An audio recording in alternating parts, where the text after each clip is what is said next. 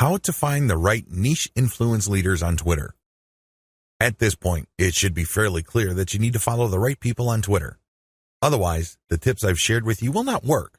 If you're just going to follow random people on Twitter, you don't know who you're influencing. In fact, you don't even know if you're influencing them at all. You have to understand that on Twitter, some people generally follow a general rule. If you follow me, I follow you. Nowhere in this does it say they're actually interested in what you have to say. That's a big problem. If you attract the wrong following, you're not going to get many results from Twitter marketing. In fact, the results you get would be the same as if you did not do Twitter marketing at all. That's a waste of time. You need to find real people. You also need to find real influential people. This isn't bad enough. You need to find real influential people in your niche. How do you do this? Here's my step-by-step guide. Pay attention to their biography. Look at their bio.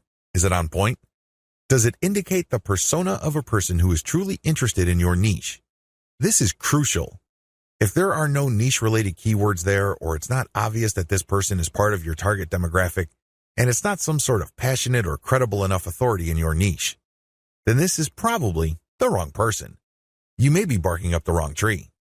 Look at their follower-to-following ratio. This ratio is simple. Look at the number of people this person follows and look at the number of people following this person. If this person's followers greatly outnumber the accounts this person is following, chances are this is a real account.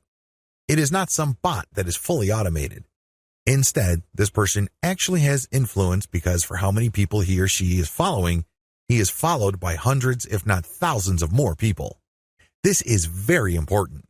If it turns out that the number of people following this person is pretty much the same as the number of persons he is following, it's probably not a good idea to follow that person. This person is probably just using some sort of software to take advantage of the fact that when you follow people, they follow you back. Some of them follow you back. Pay attention to their level of engagement. Look at the stuff that they talk about. Pay attention to their tweets. What do they constantly retweet? What do they tweet about? Are they talking about the same stuff most of the time? Does their account get a lot of retweets and posts, retweets and engagements? Do they get a lot of favorites? Is there a lot of engagement with the content they share? Even if this person is totally focused on your niche, but it turns out that their tweets don't get much engagement, they may not be all that influential. Becoming credible with them and getting access to their market may not work out for you. Their audience may not work out for you because they're not really authorities. Pay attention to the specificity of their posts. Look at their posts. Here's a rule of thumb. If 80% or more of their posts have something to do with your niche, follow them. Follow them if all the other points I raised above apply.